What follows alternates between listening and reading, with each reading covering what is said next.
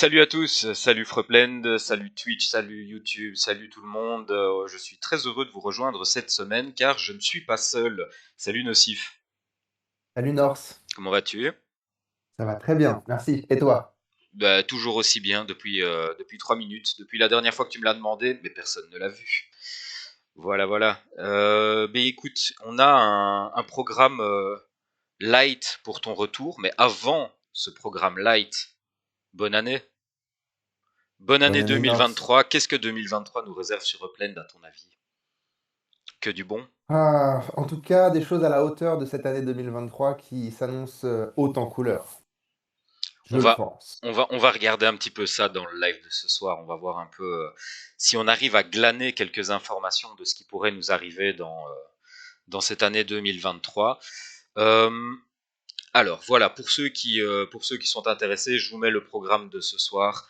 euh, si vous souhaitez voir un petit peu de quoi nous allons parler. Et on va commencer par un petit tour des bugs, car une bonne année ne commence bien qu'avec un bon bug. Nocif, on a eu un bug sur le Fiat Out cette semaine. Ça faisait longtemps que c'était pas arrivé. Ouais, et puis bon, c'est un bug avec conséquences quand même, puisque bah, quasiment toutes les transactions qui sont passées en dollars ce week-end, avant qu'ils coupent, euh, en gros, tout le monde a été donc refundé, donc c'est-à-dire qu'aucune transaction n'est passée. Et ils estiment voilà, avant que tout le monde soit refund, ça va prendre au moins une bonne semaine. Donc ça veut dire que je pense qu'il y a beaucoup, beaucoup de transactions qui sont passées et qui doivent toutes ont été annulées, etc., etc. Donc c'est quand même un gros bug. On va pas se le mentir. Pas se mentir, on parle de dollars, tout ça, donc c'est assez touchy. Donc voilà, courage à Upland pour résoudre ça le plus vite possible parce que ça doit pas être très évident de gérer ça. Exactement. Et en plus de ce bug sur le Fiat Out, on a un bug sur la livraison des voitures également qui s'est produit. Exactement. Alors, on pourrait imaginer que les deux problèmes sont liés, hein. Peut-être que ça vient un peu de la même source. J'en ai aucune idée, mais c'est possible. Et donc, ce qui s'est passé pour les voitures, c'est que donc, donc la semaine passée, ouais, c'était une bonne semaine déjà, il y avait la vente de voitures donc dans le store. Et certaines personnes qui n'ont toujours pas reçu le véhicule ont reçu un refund, pareil, en UPEX, donc de la valeur exacte de ce qu'ils ont acheté. Donc, c'est surtout pour les modèles T, monté, donc c'est les 100 qui étaient à 120 000 OPEX. Mhm. Donc il y a eu beaucoup de refunds. Et une fois de plus, ça jase, quoi. Parce que déjà que tout le monde attend depuis une semaine les voitures, alors que bah, c'est le problème, tout le monde, voilà, on s'habitue au bien. Il faut se rappeler qu'il n'y a pas si longtemps que ça, un release de voiture ou deux dans le passé, on a tous attendu plus de 2 semaines pour avoir les voitures.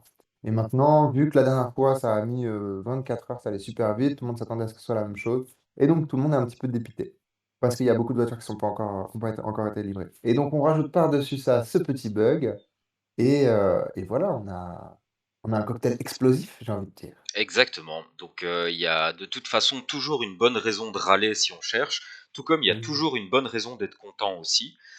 Et quand on cherche. quand on cherche, et sans même trop chercher, eh bien, moi je trouve que des, euh, l'arrivée de la team Upland sur Upland, pour moi, ça c'est une bonne nouvelle. Je trouve ça cool parce que si vous ne le saviez pas jusqu'à maintenant, les personnes qui font partie de la team même de Upland n'avaient pas le droit de jouer le jeu, de s'y inscrire.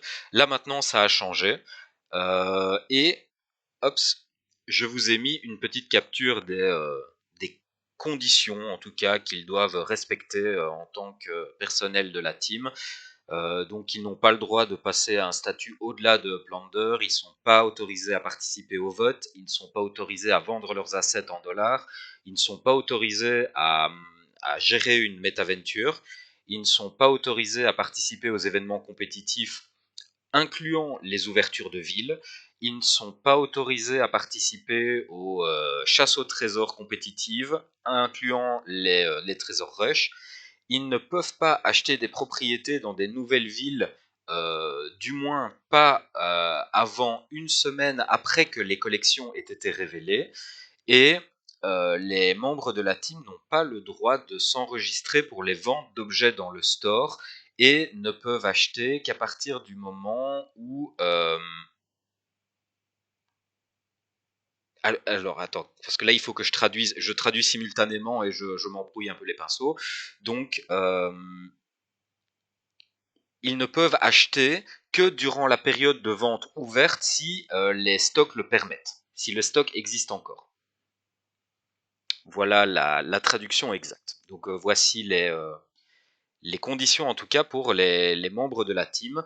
De toute façon, je pense que ce sont des conditions presque logiques pour éviter ce que j'appellerais de l'insider trading, donc du délit d'initié, on va dire.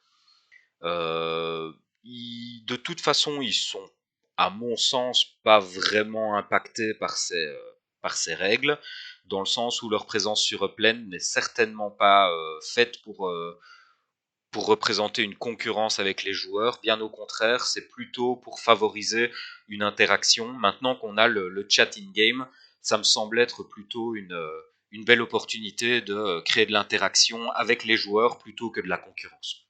Qu'est-ce que t'en penses?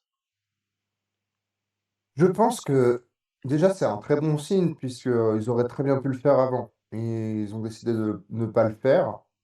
Donc c'était pour une raison, c'était pour la stabilité de la plateforme et aujourd'hui ils le font, c'est qu'ils estiment que la plateforme est prête pour, encaisser le coup.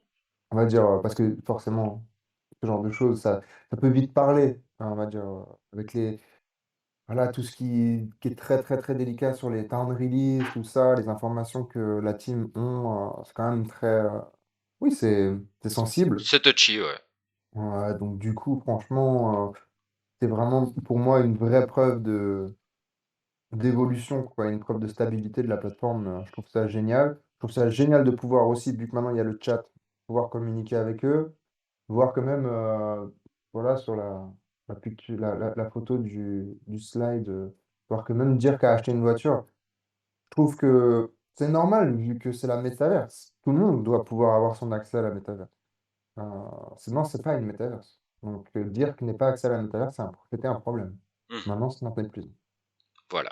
Donc bon, c'est bonne nouvelle en tout cas. C'est pas une nouvelle qui va révolutionner l'écosystème du jeu, mais je trouve ça sympa. Ensuite, nous avons des shops et encore des shops. Qu'est-ce qu'on peut dire là-dessus, Nocif? Je te mets la slide pour que tu puisses nous la commenter. Mais, je veux dire, pas mal de choses. Déjà, la première chose, c'est que peut-être que parmi notre, audience, certaines personnes ne sont pas encore au courant qu'il y a des magasins de voitures qui sont déjà ouverts, Mhm. puisque Upland n'a toujours pas fait l'annonce officielle. Donc, ça se noie un petit peu dans la marée de points orange qu'il y a sur la map. Donc, voilà, je pense qu'ici, vous étiez tous au courant, mais c'est vrai qu'une grande partie de Upland, surtout ceux qui ne traînent pas sur Discord, ne sont pas au courant. Qu'est-ce qu'on peut dire? On peut dire que, heu, il y a que 9 shops pour l'instant. Je pense qu'il va y en avoir, un petit peu plus avant qu'ils annoncent, quinzaine, je dirais. Que j'ai un de ces 9 shops, par Surprise, chance, dont j'ai beaucoup, surprise. surprise, hein, vous avez vu, il y a un petit shop, avec, un un terrain en bleu. Bah oui, c'est parce que c'est moi qui ai pris le screenshot, oui. Que dire? Que dire? Heu, voilà, je pense que vous pouvez voir, hein, tout le monde n'a pas investi de la même manière. Il y en a qui ont réussi à avoir des shops, un shop avec, que 3-4 voitures, en application. Il y en a d'autres qui ont, un beaucoup plus gros parc de voitures qui n'ont pas été validées, en tout cas encore. Donc, voilà, une fois de plus, on peut se demander comment, je ne veux rien soulever à travers ça, mais juste on peut se demander comment, Upland, choisit les choses. Ça peut être, c'est intéressant de savoir, en fait. Qu'est-ce qu'est-ce qui Quels sont les points à valider qu'ils cherchent? Parce qu'on ne sait pas et on ne saura probablement jamais. Et qu'est-ce qu'on peut dire d'autre? Beaucoup de voitures, donc on va dire, milieu de gamme, bas de gamme en vente. Tout ce qui est premium, c'est peu sur le marché. Donc déjà, il y en a peu, on peut le dire. Mhm. Donc voilà, c'est à peu près tout pour les shops. Ils sont tous ouverts, vous pouvez aller acheter. Pour l'instant, il n'y a pas le système de submerchant, c'est pas encore disponible. Ça arrivera dans le futur, on n'a aucune idée de quand. Les prix restent très, très chers puisque, a priori, voilà, personne n'est vraiment au courant, enfin, une grosse partie de la communauté n'est pas au courant que c'est ouvert, donc je pense que, voilà, le marché se cherche encore. Donc on verra comment ça évolue. Et puis de toute façon, c'est jamais au moment même de l'ouverture d'une nouvelle mécanique qu'on a une vision claire sur les prix du marché. Par définition, comme il y a allez, un goulot d'étranglement qui se fait, il y a énormément de gens qui vont vouloir tester la nouvelle mécanique et donc les prix vont mécaniquement monter un peu plus que la norme et il faudra attendre un petit peu pour que les prix se tassent à mon avis. Donc voilà, il faut ne vous ruez pas en tout cas sur les shops de véhicules. Si vous en voulez un, il y a peut-être des chances d'avoir des meilleurs prix d'ici quelques semaines. Je Et pense. n'hésitez pas à passer par Nocif qui fait des réductions de 70% sur les véhicules. Non, je blague. Je Pas du blague. tout, moi je suis le plus cher. Je Je blague. suis toujours le plus cher. Genre, vraiment, je suis horrible, hein. Je suis vraiment horrible. N'allez pas chez moi. N'allez pas chez moi si vous voulez faire des économies. Moi, je vais vous allumer, hein. Là, c'est petit conseil d'amis entre la petite communauté francophone que nous sommes, hein. Ne venez pas chez moi. Ne venez pas. Je te propose qu'on parle un petit peu de ce FIFA Challenge qui est arrivé à son terme. Oui, le FIFA Challenge. Alors, le FIFA Challenge, c'était donc vraiment, moi, je n'y ai pas participé pour ma part. Je pas vraiment le temps. Et je pense que j'ai bien fait parce que vu le temps qui m'était imparti, ça aurait été juste impossible d'arriver à quoi que ce soit. C'était extrêmement compétitif. Ça a vraiment fait bouger le marché des legends de la FIFA. Très, très, très, très bien. Très, très, très bien. Bon, il y a certaines personnes qui sont un petit peu, voilà, amères parce que elles ont beaucoup, investi de temps et aussi d'argent. Bon, elles n'ont pas eu le score escompté, mais c'est le jeu.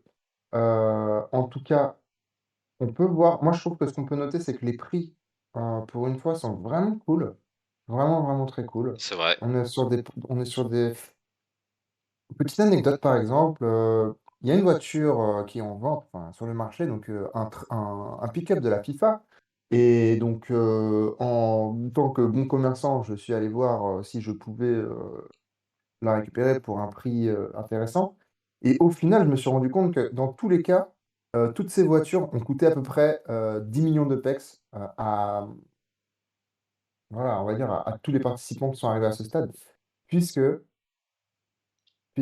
North, es-tu là? Je suis là, oui. Et moi, j'ai un problème sur Twitch. J'ai l'impression qu'on est déconnecté. Non, non, non, non, on n'est pas déconnecté. OK, c'est mon ordinateur qui déconne.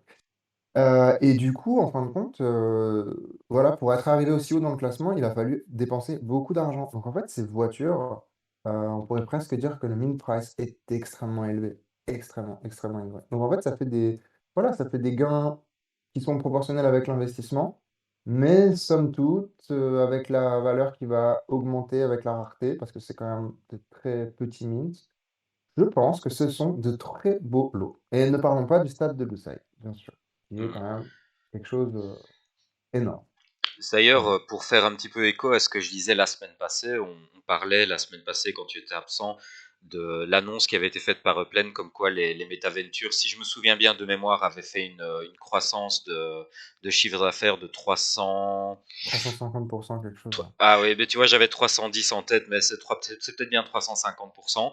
Et je disais que ce serait intéressant d'avoir la ventilation de ces pourcentages de croissance sur les différents types de MetaVenture, parce que selon moi, il y avait probablement une grosse partie de cette croissance qui était due au legit. Euh, je, Bien sûr. je pense que rien que ce FIFA Challenge, quand on voit les scores que les gens ont atteints, ça en dit long, je trouve. Jamais à l'époque, s'ils avaient fait ce genre de challenge sur les legits de la NFLPA, jamais il y aurait eu cet engouement et ce niveau d'achat et ce niveau de participation. Alors peut-être que si la NFLPA sortait aujourd'hui, peut-être qu'on aurait la même participation pour la Coupe du Monde, mais en tout cas, on peut constater la croissance. La croissance des legits, la croissance de l'engouement, la croissance des événements qu'ils arrivent à créer autour de tout ça. Je trouve qu'ils ont été plutôt inventifs d'ailleurs pour dynamiser un petit peu ces ventes de legit. C'est une bonne nouvelle. Hmm. Mais c'est vraiment ça, je pense que ce partenariat, bon, de toute façon, ils l'ont annoncé en tant que tel, Upland, ils ont dit que ce partenariat, ça sera le plus gros annoncé de l'histoire de Plane jusqu'à présent. Mhm. Euh, et c'est une réalité. On parle de la FIFA quand même. Euh, Au final, c'est presque aux États-Unis qui est vraiment la base player de Plane où il y a le moins d'engouement pour la FIFA. C'est C'est ça qui est ça. drôle. Et Et c'est pourtant, ça qui est ça a impressionnant. vraiment bien marché. C'est ça qui est C'est ça très qui est impressionnant. impressionnant. Mais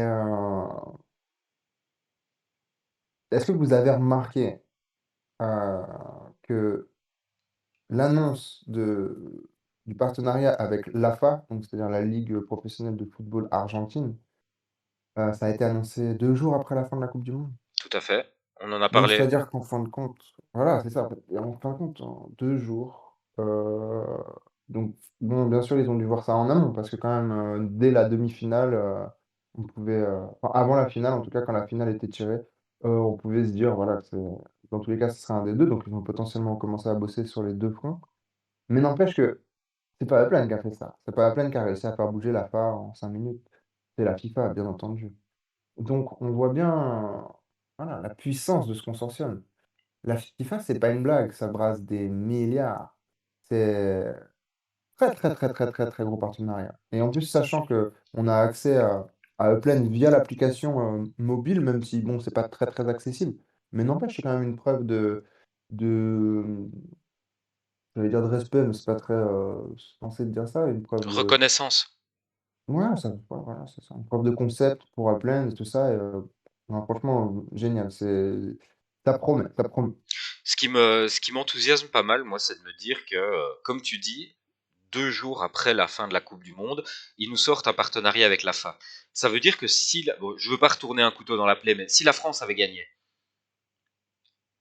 ça veut dire qu'ils sortaient ça avec la France.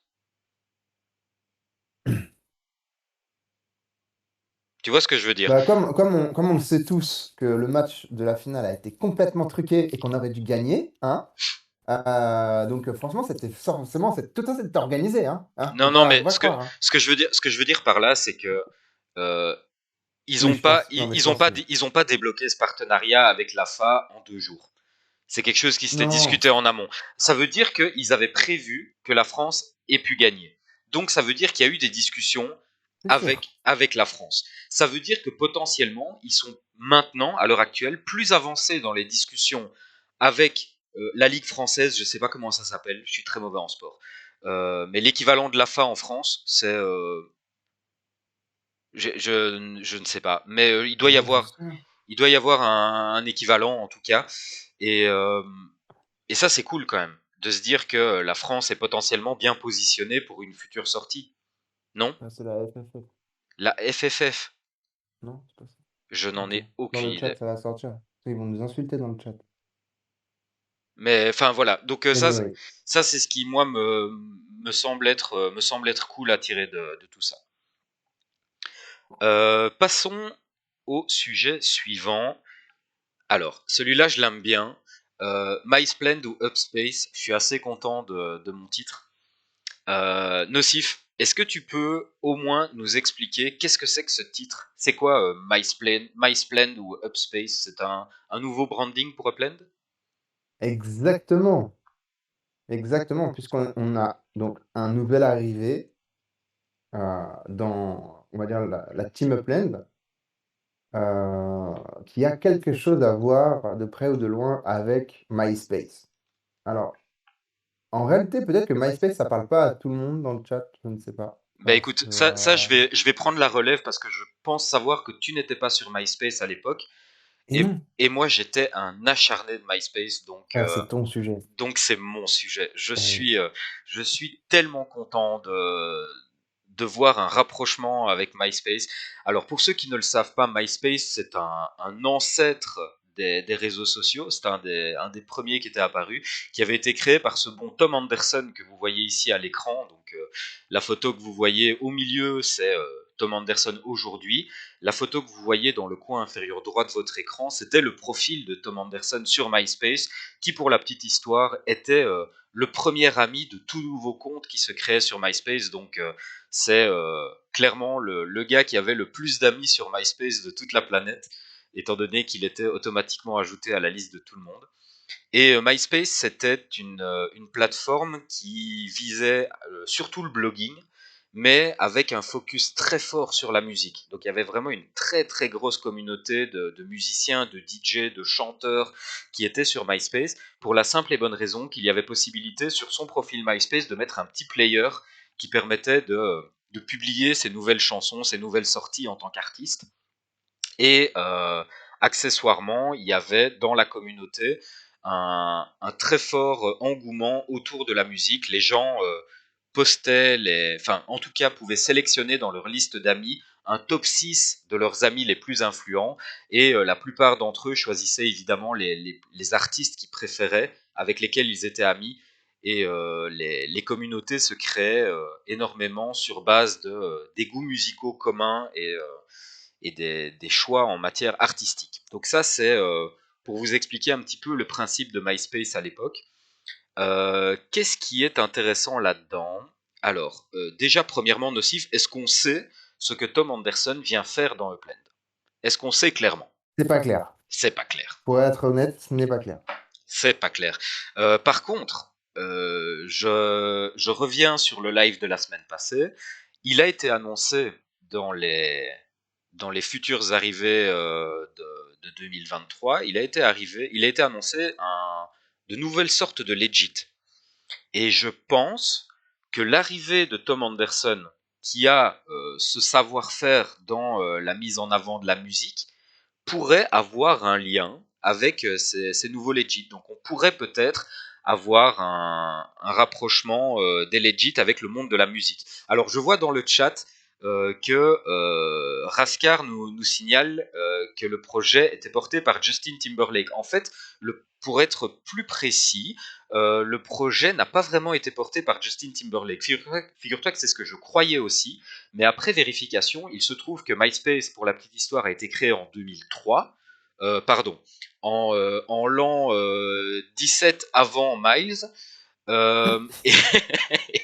euh, MySpace a été créé en 2003, a été racheté en 2005 par c'est News Corp, c'est ça? Exact, ouais. Et c'est une grosse firme de médias, et dans les investisseurs, il y avait en effet Justin Timberlake.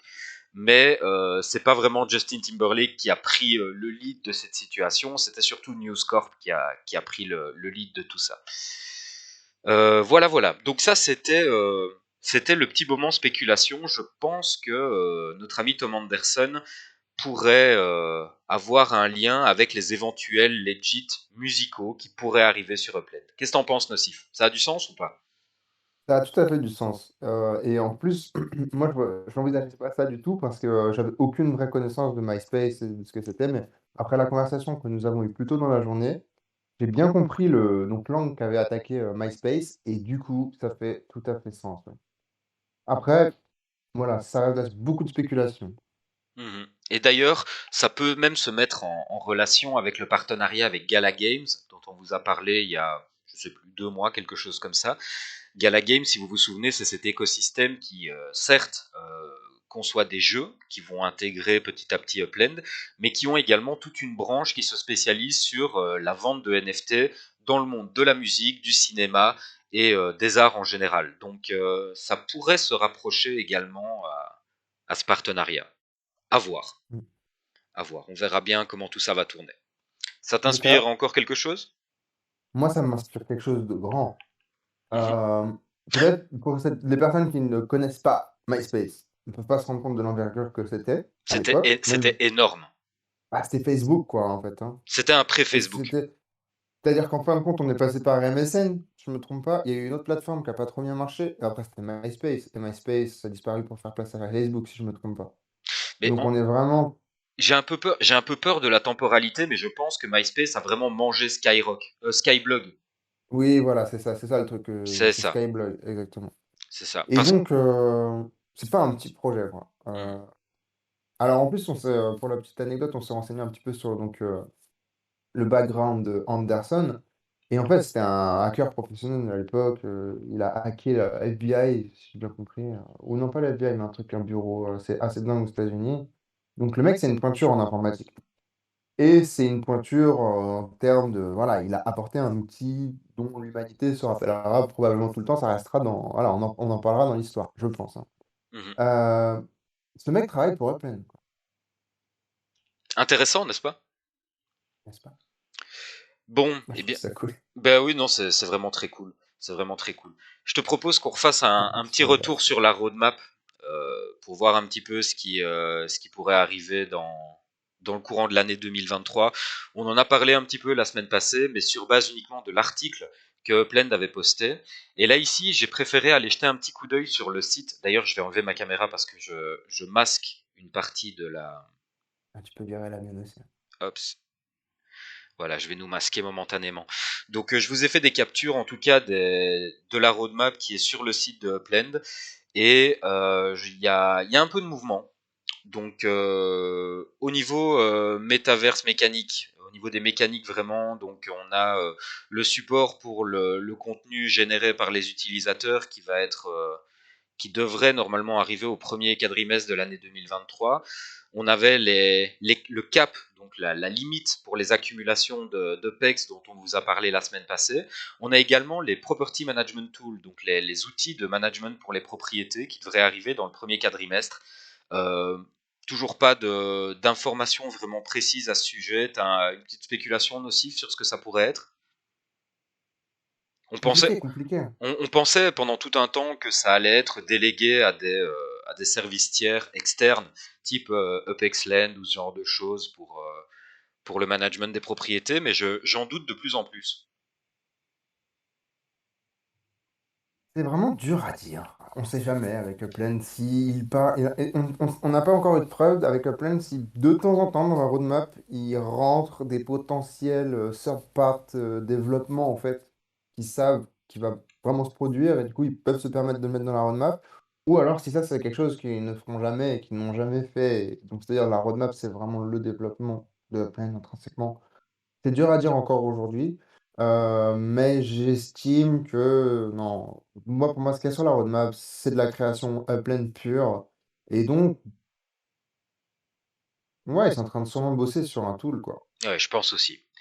Alors au niveau MetaVenture, dans la colonne centrale, on a les structures Ornament Shop qui sont en progrès, qui devraient arriver Q1 2023 aussi. Euh, Ah oui, les blocs Explorer Shop, ça c'est du passé, ça. On y est déjà. Plus intéressant, je trouve, la C'est troisième Q4 2021. Q4 2021. Ouais, ouais, ouais. J'ai- Q4 1984. N'importe quoi. Dans la troisième colonne, le NFT Portal. Alors, je vais le prendre à l'envers parce que ça me paraît plus intéressant. Je voudrais terminer par le premier point, à vrai dire. On a les ERC 721, donc le standard NFT d'Ethereum, qui devrait arriver Q1 2023. Alors bon, on, on va prendre ça un petit peu avec des pincettes, étant donné que ça devait arriver Q3 2022, théoriquement. C'est ça? Ou c'est Q4? Je crois. Hmm. Il me semble me souvenir que Non, c'était c'était Q3. Il me semble me souvenir que C'était c'était Q3, ouais. Q3, ça a été déporté Q4, et Hmm. maintenant, bon ben voilà, Q1 2023. Est-ce en rapport avec les conditions de marché? Est-ce en rapport avec des difficultés? Absolument aucune idée. On a les Je pense downloads. que Oui, ils peuvent pas se permettre de bugs là-dessus. C'est des bugs, ce serait catastrophique. Et puis on a vu tous les hacks qu'on vu le jour avec tout ce qui était bridge, tout ça et tout. Je pense que moi je suis pas pressé hein, de voir, de le voir. Enfin, je suis pressé, très pressé. Mais par contre, je leur laisse tout le temps de vraiment peaufiner ça, que ce soit nickel, quoi. ouais, entièrement d'accord. C'est un enjeu stratégique, la gestion des NFT externes. Et visiblement, on sent que ça va être un focus pour 2023 parce qu'on a le download des UNFT aussi qui arrive. Et surtout le reclaim des uploads. Et ça, pour moi, c'est un des points les plus importants, notamment parce que au niveau du statut, il est en pending deployment, donc en cours de déploiement. Donc ça, c'est déjà une très bonne nouvelle en soi. Ça veut dire que ça arrive plus vite que ce qu'on ne pourrait l'imaginer. Et pour ceux qui ne le savent pas, le reclaim des uploads, c'est la possibilité de récupérer sur la blockchain initiale un NFT qu'on avait transféré sur Upland.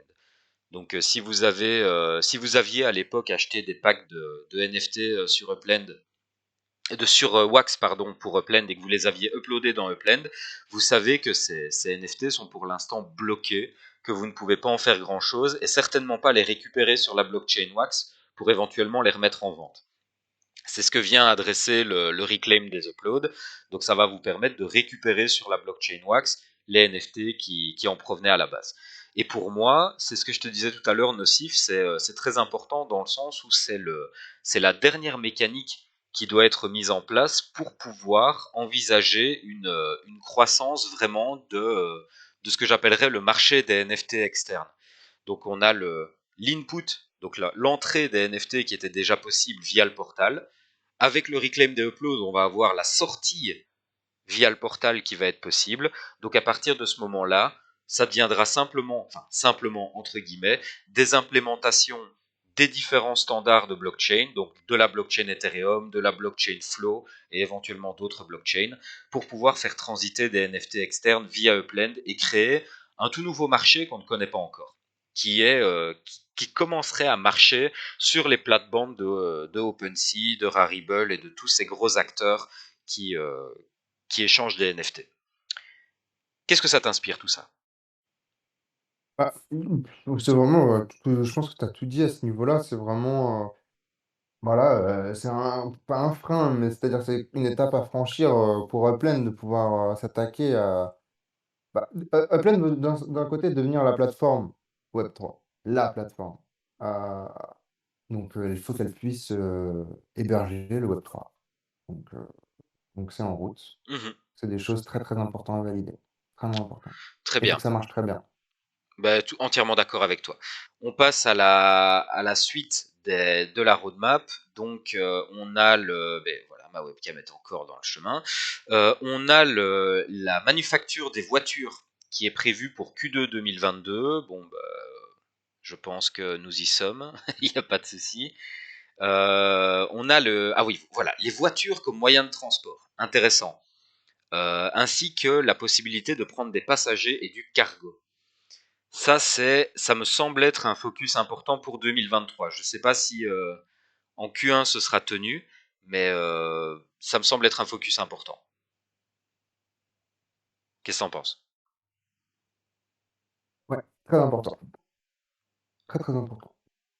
Ok, oui, non, bah, en fait, oui, pas grand-chose d'autre à en dire. Mmh. On est d'accord Non, là-dessus. excuse-moi, non, j'étais en train d'écrire un message.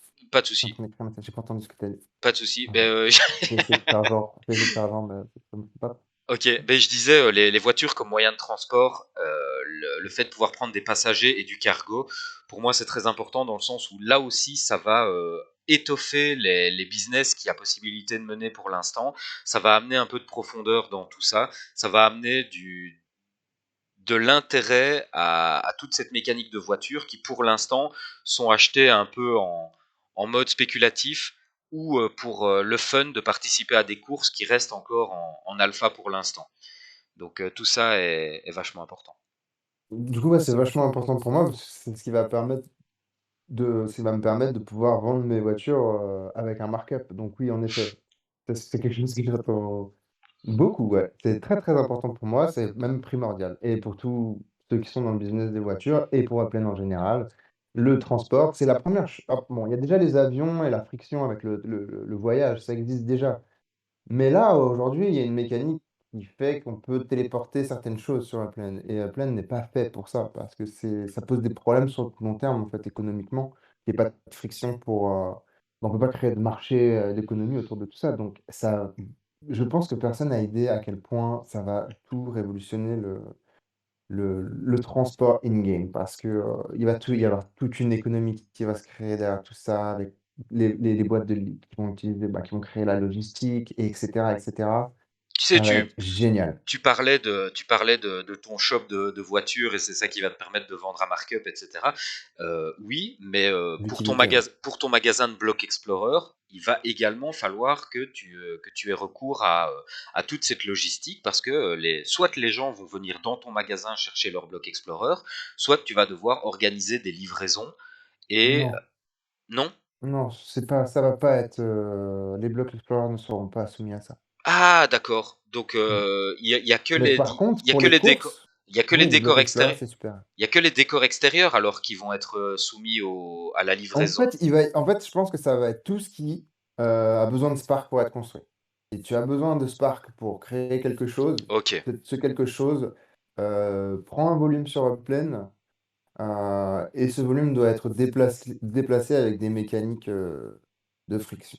Voilà, ok, voilà. d'accord. Donc le bloc Explorer, c'était vraiment le mauvais exemple que j'ai pris. Mais Et ils l'ont dit clairement. Ils ont dit peut-être dans un futur lointain, on pourra revoir cette mécanique, mais pour l'instant, le bloc Explorer ne sera pas soumis à ça. ok. C'est Maintenant, cool. pour le déplacement de nos blocs Explorer, allez, en tant que joueur, le transport de passagers, ça va quand même être plutôt cool. Ça va nous éviter de flotter au hasard et d'être dépendant uniquement des transports établis, c'est-à-dire avion, bus, tram, train, que sais-je. On va pouvoir faire du Uber dans Upland. Là, il faudra voir si c'est intéressant au niveau des prix, mais bon, si Upland continue de s'avancer et reste extrêmement smart, oui, forcément, il y aura un avantage. Sinon, ça sert à rien. Je ne pense absolument pas que Upland va mettre les doigts dans la politique de prix de ce genre de service. C'est quelque chose qui va être livré au marché et ce sont les acteurs du marché qui vont fixer les prix.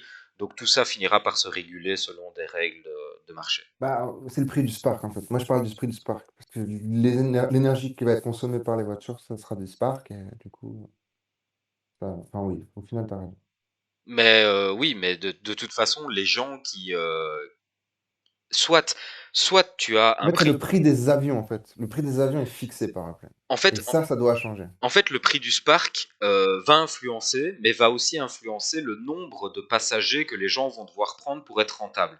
Exact. Soit tu vas devoir prendre un passager à qui tu vas faire taxer une bonne somme pour rentrer dans tes frais et payer ton essence, ton Spark, entre guillemets, soit tu vas commencer à faire du car sharing, tu vas partager les frais, tu vas avoir des services qui vont s'organiser. Je suis persuadé, tu vas avoir des sites web type Blablacar en France. Vous avez ça, Blablacar, c'est français, je pense, non? Ouais, on a Blablacar, ça marche bien Ben ici. voilà, je pense qu'il va y avoir des Blablacar qui vont se développer sur Upland.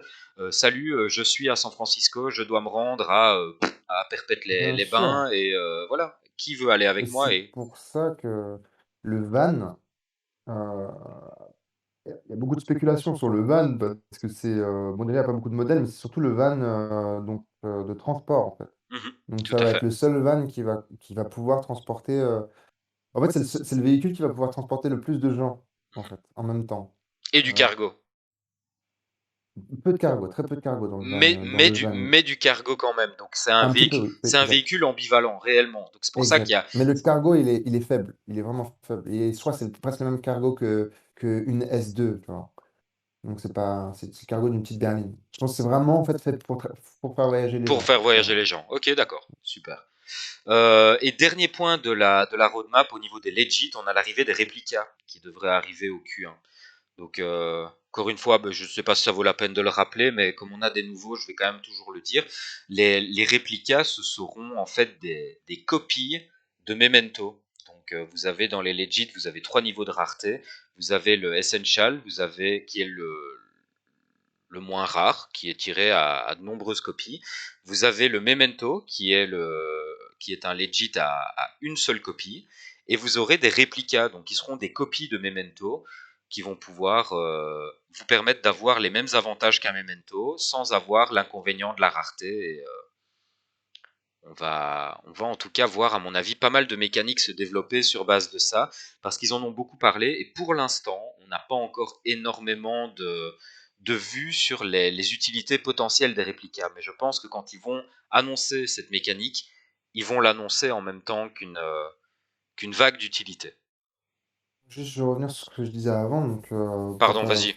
parce que j'ai dit des bêtises. Enfin, donc la S2, elle fait 640 litres de cargo et le van, donc le SE, donc le seul van qui est disponible aujourd'hui, à part celui qui est en modèle unique, il est à 1767 litres de cargo. Donc il y a Ouais, quand même 1000 litres de cargo de il plus. me Mais, semblait mais bien. ça rien. Mais ça reste rien, c'est ridicule. C'est ridicule. Par rapport à la capacité du van de cargo qui va sortir. Bien Ça va sûr, être quelque chose bien sûr. complètement. Maintenant le côté ridicule du cargo est à mettre en relation avec la place que prennent les objets qu'on va devoir déplacer. Ouais. Et à partir du moment, si à un moment tu as, allez, je vais prendre un bête exemple, si tu as quelqu'un qui décide de vendre des cartes de jeu, par exemple, dans Upland, type des jeux de cartes et que tu vends des cartes, tu vas pouvoir en entasser beaucoup, beaucoup, beaucoup plus dans un van que dans une berline. Et là, ça devient intéressant. Maintenant, évidemment, si tu veux déplacer un réacteur d'avion, bon bah oui, ce sera pas, ça changera pas énormément la donne. Ouais, c'est vrai qu'on pourrait avoir des convois exceptionnels potentiellement dans un avenir très... Potentiellement. On a Rascar dans le chat qui nous demande combien de voitures dans un van. Euh, C'est-à-dire, oui, je suis pas tout à fait sûr de bien comprendre ce que tu veux savoir, Rascar. combien de cargo? Donc, Donc ça fait en fait, ça fait sensiblement deux fois un peu plus. moins, ouais, un peu moins de 3 fois plus, quoi. Parce que 3 fois plus à 600, ça Ah, ferait... t'as Ouais, dit on est à 3 600? fois plus en fait. Ouais, c'est trois fois. C'est 3 fois. Ouais. 1800, on est à 1767. Rien qu'au niveau du cargo, ouais, tout à fait. Ouais. Mais Euh, par exemple, la série, voilà, c'est pas complètement faux ce que je dis, parce que la série 4, donc le SUV, qui est ouais, quand même, il fait 1167 déjà. ouais, ok. Mais c'est un SUV. Mais c'est un SUV. Donc il y aura sûrement donc 4 places, ou peut-être 5 et 1000 litres de cargo. Alors, je te propose qu'on fasse le petit tour d'horizon maintenant qu'on a passé en revue la roadmap. Petit tour d'horizon, qu'est-ce que tu peux nous dire là-dessus, Nocif? C'est toi qui as préparé cette slide. Where am I? Putain, je sais plus du tout où je suis. Alors déjà, Ah, c'est bon, j'ai. il y a ce fameux graphe dans le coin inférieur gauche sur l'utilisation, parce que c'est vrai on n'a pas la légende. J'aurais peut-être dû mettre la légende Ouais, sur c'est de ce ma faute graphe. en fait, hein. C'est pas grave, hein, J'avoue, mais ça peut. on va le Il faut, ouais, mentionner. faut expliquer juste. Ouais. Donc c'est l'utilisation d'Internet sur l'année 2022 répartie par secteur d'activité.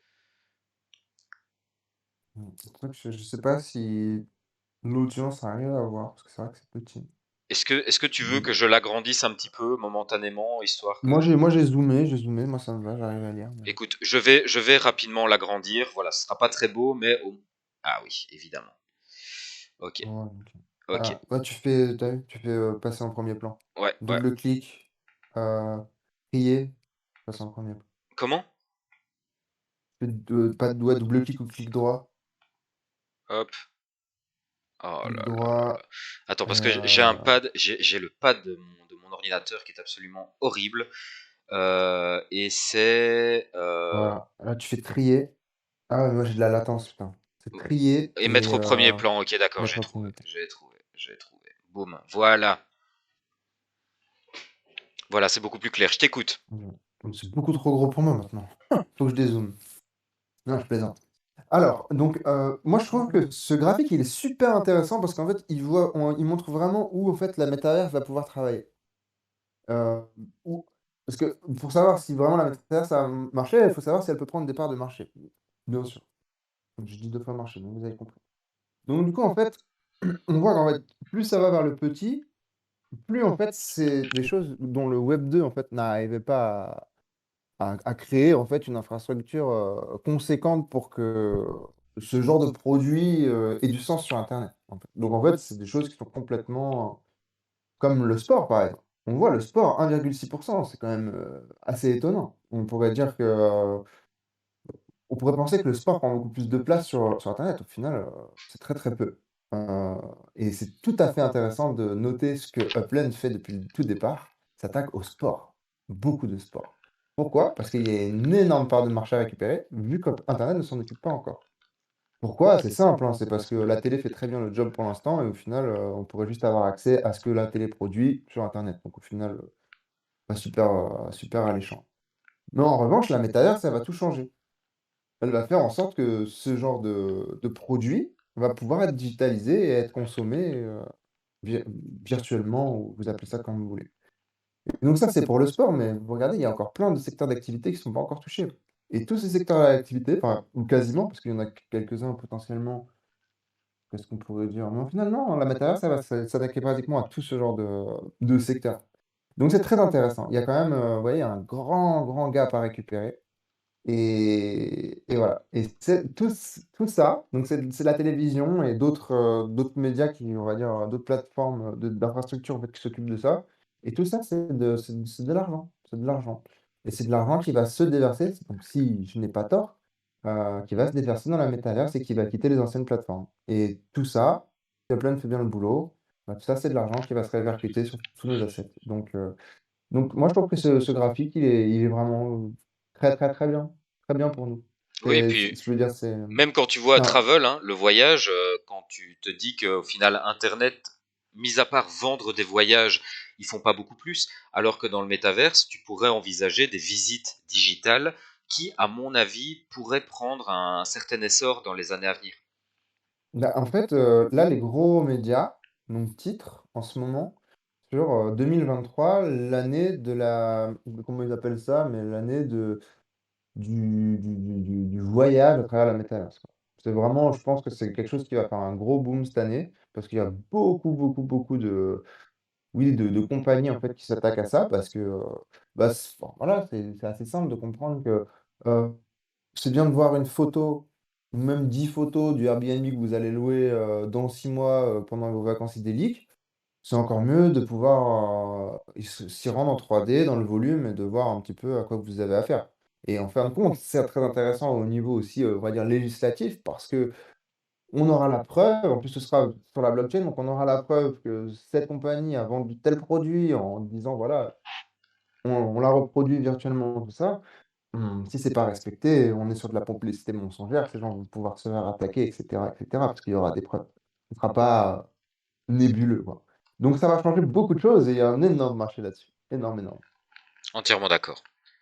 Je vais dézoomer maintenant cette image pour que tu puisses commenter le reste. Voilà. Alors, qu'est-ce que nous avons? Alors qu'est-ce que nous avons? Donc ça, voilà, donc c'est le petit tour d'horizon, donc un petit peu des choses, enchevêtrées. Donc en haut à droite, on a, donc du coup, voilà un petit update sur les quartiers qui sont, voilà, on va dire, les plus florissants. Donc voilà, pas de surprise, toujours Portage Park en tête. Ensuite, Praia de Bandeira. Alors ça, bon, on vous en a parlé, il y a un mois ou un mois et demi. Donc voilà, vous voyez qu'ils continuent à faire leur chemin en tête. C'est assez impressionnant ce qu'ils font là-bas. Donc c'est le nôtre de la communauté, brésilienne, hein, au cas où vous auriez, loupé l'info. Donc voilà, Hollywood, Howard Beach donc du Queens. Donc eux, pareil, hein, ils sont, started from the bottom, et maintenant ils sont là, quoi. Donc ils sont vraiment, ils viennent de loin et ils ont pris tout le monde de vitesse. Donc super, hein, super boulot de Howard Beach. Donc pour le Queens, donc pour nous, pour New York, c'est top, hein. Venise, donc qui est toujours, voilà, dans le top. San Pedro aussi, très bien. Sherwood Forest, qui était déjà dans le classement avant. Century City, qui perd un peu au Pourtant, final, parce qu'avant c'était 2, 3. pourtant Et ça bosse Ocean dur, City. hein. Century City, ça bosse dur quand même déjà. Ça bosse super dur, mais en fait, le problème, c'est qu'ils ont déjà pratiquement tout construit, en fait. Parce que c'est petit. Oui, mais c'est pas un problème, hein. C'est l'accomplissement. Non, maintenant, en fait, on va arriver dans une phase où ça va être comme dans la vraie vie. Ça dépend en fait quelle data tu prends, sur quel angle tu regardes un truc, tu pourras le juger de 1000 manières différentes parce que maintenant ça devient assez complexe. Là, par exemple, je sais même pas si ce tableau, je pense que c'est les Spark stackés. Non, c'est pas les Spark stackés, c'est peut-être les Spark Hour. Ouais, c'est ça, c'est les Spark Hour. Donc c'est le nombre de Spark Hour qu'il y a. Donc c'est-à-dire le dynamisme de Spark qui est stacké au moment T en fait sur la plateforme, enfin sur le node. Donc, en fin de compte, c'est simple à voir que, par exemple, sur un classement comme ça, Century City, ils vont pas vraiment pouvoir exceller parce que, bah, tant qu'il y a pas les factories qui vont pouvoir stacker vraiment du Spark sur les factories pour continuer à faire, des Spark Hour, s'ils ont tout construit, à moins de détruire, ils pourront plus vraiment avoir du Spark Hour. Donc voilà, je trouve ça aussi super intéressant parce qu'on voit que vraiment ça devient tentaculaire, quoi, plein, vraiment. On peut regarder la plateforme sous 1000 angles différents, il y a toujours des choses à voir, je trouve ça génial. Ensuite, on a, donc ce bâtiment que j'ai trouvé en allant screenshotter les, les car shops, donc j'ai trouvé ça assez joli, j'ai voulu le partager avec vous. Donc c'est à Nashville, à côté de la boutique de de voitures. C'est juste à côté, vous pouvez aller voir. Je trouve que c'est un bâtiment qui est très réussi. Franchement, j'ai pas eu le temps de vraiment regarder ce que c'était. Je peux même pas vous dire quel est le bâtiment. Ça m'a l'air d'être une église ou quelque chose comme ça, mais je ne suis pas sûr. Donc, je vous invite à aller vous renseigner si ça vous intéresse. Mais en tout cas, le design est vraiment cool, je trouve. Et en fait, l'image avec Miles, bah, c'était l'image de com qu'a utilisé Upland pour introduire, notre cher, monsieur Anderson. Donc voilà, l'ancien CEO, co-founder de, MySpace. Et pour remonter la petite info que Raskar nous signale dans le chat, il a tout à fait raison, je pense pas qu'on l'ait dit. Le tableau que tu as mentionné là est classé en fait par nombre d'habitants. Non, je crois pas. En tout cas, c'est le nombre de. C'est dans Home que le tableau Ah ouais, est mais oui, il a dégressif. raison, putain, j'avais pas vu. Parce qu'en fait, dans les Spark Hours, ça descend. Ouais, non, mais je dis n'importe quoi. En fait, c'est parce qu'il y a aussi mon image, il y a ma vidéo. Ok, bah super, désolé. Non, bah écoute, y a pas de souci, mais ça explique aussi pourquoi Portage Park est en premier, hein, parce que vu le nombre colossal de propriétés disponibles qu'il y a dans le quartier, ben, il y a fatalement Mais de toute façon, plus. niveau Spark Hour, ouais, ils éclatent tout le monde, hein. Ils sont à 4,3 millions, et C'est le prochain après, c'est 2 millions, quoi. c'est normal aussi vu la Ouais, taille du Portage quartier. Park, hein. Mm. Ouais, Voilà. beaucoup de résidents. Bah, du coup, ils ont passé les 300 résidents cette semaine. C'est beau, hein. Ouais, c'est fantastique, très bon travail. C'est génial pour nous tous, hein, ce qu'ils font, hein. Ensuite, on a. Alors, j'enlève ma caméra. Le chat, pas l'animal, merci de l'avoir précisé, Nocif. Le chat le plus actif de Plaine qui déménage. Exactement. Donc ils déménagent, c'est pas que ça fait du bruit, tout ça et tout. Non, c'est déménage, ils déménagent vraiment. C'est-à-dire que, De quel chat s'agit-il déjà? voilà. En fait, du coup, donc pour ceux qui ne quittent pas la communauté francophone, du coup, ça va pas trop vous parler. Même si le serveur assassin, je pense que ça parle à tout le monde. Mais après, ce qui se passe en interne, je pense pas que ça va trop vous parler. Pour ceux qui s'intéressent à la communauté anglophone, vous savez exactement ce que c'est. Donc c'est assassin, donc c'est-à-dire que il y a une petite phase de censure sur le serveur Upland. Donc, alors, est-ce que ça a été voulu? Est-ce que ça n'a pas été voulu? Est-ce que c'était stratégique? On ne peut pas savoir. En tout cas, il y a une grosse vague de censure qui a un petit peu embêté tout le monde. Il y a une énorme partie de la communauté qui a voulu boycotter le serveur principal Upland pour faire un petit peu, voilà, monter au créneau, quoi. Et du coup, en fait, ils se sont tous barrés sur Assassin, et Assassin est devenu la communauté la plus florissante de Plend, puisqu'ils sont montés à 2500 membres, beaucoup d'activités. C'est eux qui ont récupéré, je sais pas si vous avez vu sur le Upland principal, le chat, en fait, donc le café de Uplando. C'est vrai depuis 2 3 mois, on voit qu'il y a de moins en moins de. Enfin, des fois, c'est très actif, et puis des fois, c'est très calme. Pourquoi? Parce qu'en fait, quasiment tout le monde est sur le chat, en fait, qui s'appelle Echo Chat Alley, je pense, qui est le chat, en fait, le café chat du serveur des assassins. Et en fin de compte, voilà, tout le dynamisme de la plante se retrouve là-bas. Donc moi, je suis fourré tout le temps parce que c'est là-bas qu'il y a les vraies news, etc. C'est top. Et en fin de compte, là, donc, le, le chat de Echo, donc chat Alley, si je me trompe pas. Donc en fait, ils se séparent, du serveur assassin pour créer leur propre serveur qui s'appelle, Daily News, quelque chose comme ça, qui est créé par, Café Mogador, qui est tout à fait lui-même à la base, qui a récupéré le serveur d'assassin, il y a longtemps. Donc en fin de compte, c'est vraiment il y a pas eu de schisme ou de problème politique ou quoi que ce soit. C'est juste qu'ils estiment que le serveur est devenu trop gros et que, ils commencent à avoir du mal à gérer en fait, les différents aspects d'Assassin et l'amalgame qu'il est en train de faire avec le chat, tout ça, tout ça. Donc ils ont tout simplement décidé de créer leur propre serveur uniquement pour le chat et les news, qui somme toute, je pense que c'est une bonne idée in fine. Donc ils vont avoir du boulot parce qu'il faut qu'ils relancent la machine, tout ça. Mais bon, ils ont énormément de followers, hein, entre guillemets, donc c'est des gens qui vont les suivre instantanément. Donc voilà, donc peut-être que voilà, pour la communauté francophone, ça va pas être un big deal, euh, mais mais pour ce qui est de la communauté, en règle générale Upland, c'est quand même quelque chose de très intéressant, et on leur souhaite vraiment de réussir cette transition parce qu'elle supporte, une grosse partie de l'activité Upland. Exact. Tu avais également souhaité mettre un slide sur les Upland et l'UNICEF. exact, exact. Je te propose qu'on clôture Donc, là-dessus, parce que c'est vrai que là, bien ici, sûr, ça fait déjà, ça fait 1h05 que nous y sommes, donc on va clôturer là-dessus. Je pense qu'on a bien fait le tour. Qu'est-ce qui de toute se façon, je passe crois que c'est avec la fin en l'UNICEF? plus, hein. Ouais, c'est la Mhm. fin. Alors, qu'est-ce qui se passe? Donc, vous êtes tous au courant d'UNICEF, du partenariat, On en a parlé la semaine a passée priori. déjà. Donc, pourquoi on vous a mis ça? Parce que là, il y a une preuve de concept derrière tout ça.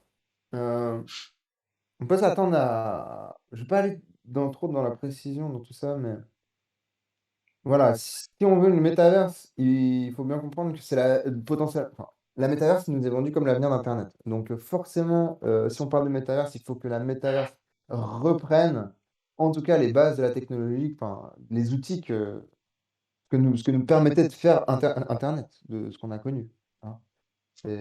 Ça va de soi. Il faut que la métaverse puisse nous permettre ce que Internet nous permettait. Que, clairement, de but en blanc, l'outil doit être transposé. Et en fait, là, on voit la première itération de ça. C'est-à-dire que aujourd'hui, donc, au niveau on va dire du moteur de recherche, c'est pas tout à fait euh, ça encore. En revanche, vous pouvez tout à fait trouver, donc c'est le showroom de l'UNICEF.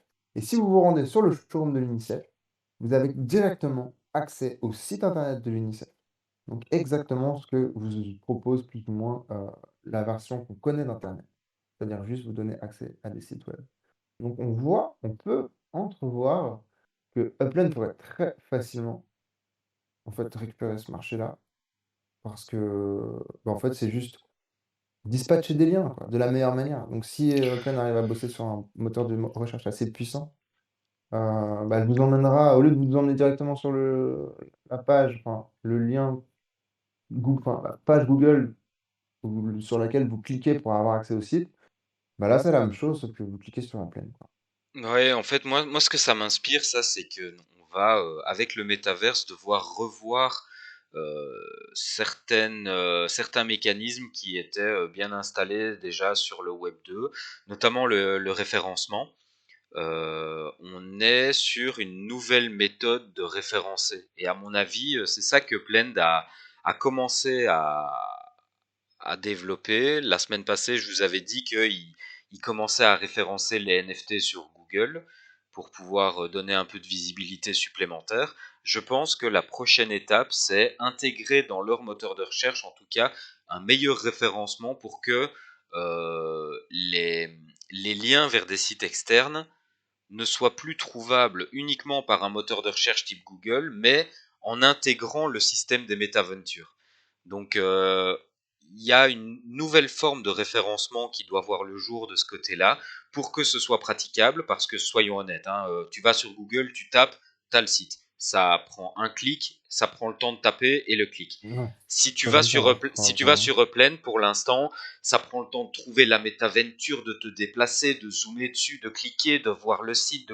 Bon, c'est encore un peu fastidieux parce que on est à la préhistoire un petit peu de tout ça. Hmm. Et je ne doute pas un seul instant que Blend a tout à fait conscience de ça. Ils ont, ils prennent pour l'instant appui comme sur une béquille, je vais dire, de Google. Ils vont se servir de Google tant que c'est nécessaire pour faire leur référencement, mais je pense que très rapidement, ils vont tourner vers un référencement maison qui va intégrer les métaventures comme étant une part importante et intégrante de ce système. Et tout ça va être revu et à mon avis, ça risque de porter des fruits sur le plus long terme, mais c'est tout à fait nécessaire. D'ailleurs, je finirai avec ça, je te promets, Nord. J'ai une petite théorie sur les référencements, mais du coup, le référencement, vraiment, ce qui fait que vous arrivez, vous, avec votre produit, avant un autre dans un moteur de recherche. Il y a une mécanique qui peut être très très simple dans la plaine, en fait, vu que le référencement, enfin, chaque site internet représentera en fait un lieu. Le référencement pourrait être, bah, est-ce que vous êtes, par exemple, vous arriverez dans les recherches beaucoup plus haut. Si, par exemple, vous êtes sur la 5e avenue à Manhattan, plutôt qu'au fin fond de Nashville, vous voyez? Et C'est-à-dire là, qu'en fin de compte, le référencement pourrait être créé par la localisation, en fait, de la ouais, chose. ben ça Et reprendrait le concept de la virtual locality. En fait, tu pourrais avoir un référencement qui te met plus haut en fonction du de périmètre où dans t'as acheté, ouais. alors, déjà de un où tu as acheté, mais aussi si mon bloc Explorer est à San Francisco et que je fais une recherche, il pourrait me trouver avec une priorité sur le référencement les métaventures qui sont dans un certain périmètre de mon bloc Explorer. Il peut y avoir beaucoup de systèmes comme ça qui peuvent se développer et qui seraient typiquement Sur la localisation. liés Ouais. au métaverse. Mais du coup, en fait, c'est clair. Mais du coup, le truc du référencement avec la localisation, c'est ce qui vraiment, en fait, driverait, en fait, le prix de l'immobilier. Et c'est très, très intéressant parce que peut-être ça rendrait, en fait, ça créerait une sorte de dynamisme dans des pôles et les pôles rayonneraient, en fait, comme dans la vraie vie. Donc, en fait, on pourrait vraiment recréer, en fait, les dynamismes immobiliers de la vraie vie sans parler de spéculation, en fait. Laisser la spéculation de côté, en fait. Pourquoi Manhattan, ça va coûter cher? Pourquoi ça devient de plus en plus valuable? Pourquoi? Bah, parce que si vous ouvrez un business là-bas, bah, dans la barre de recherche, vous serez le premier à sortir. Et je trouve ça génial. Je suis pas du tout sûr qu'ils vont faire ça, hein, mais je trouve ça génial. En tout cas, c'est une idée et je pense que ils y penseront. Parce que On espère. ça paraît, si tu commences à réfléchir au référencement, quand tu croises les réflexions sur le référencement et le métaverse, c'est le genre d'idée qui, à mon avis, arrive Assez assez, rapidement. assez rapidement. Ouais. Ouais, ouais. Donc voilà. Mais en tout cas, c'était cool. C'était un bon épisode malgré une semaine un peu molle au niveau des news. Je trouve que le live était sympa. Est-ce que il y a des questions dans le chat? Je n'ai pas l'impression.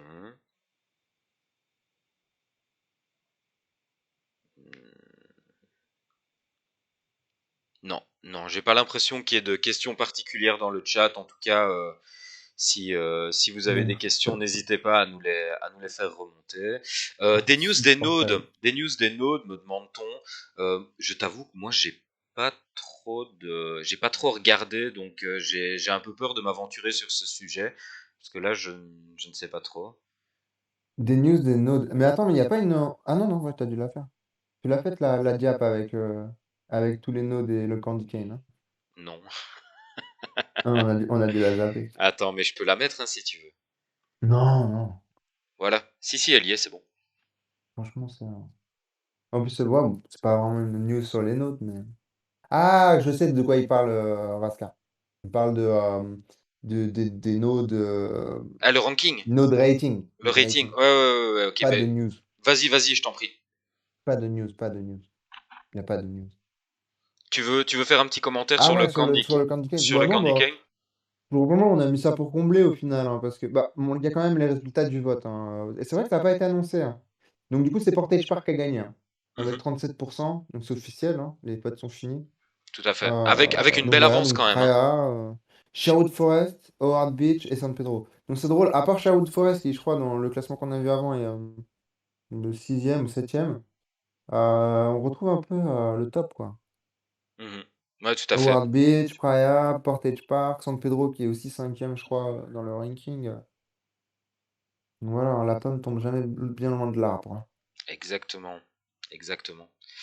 Et bien voilà, ben, je pense que c'est à peu près tout ce qu'on avait à dire pour cette semaine.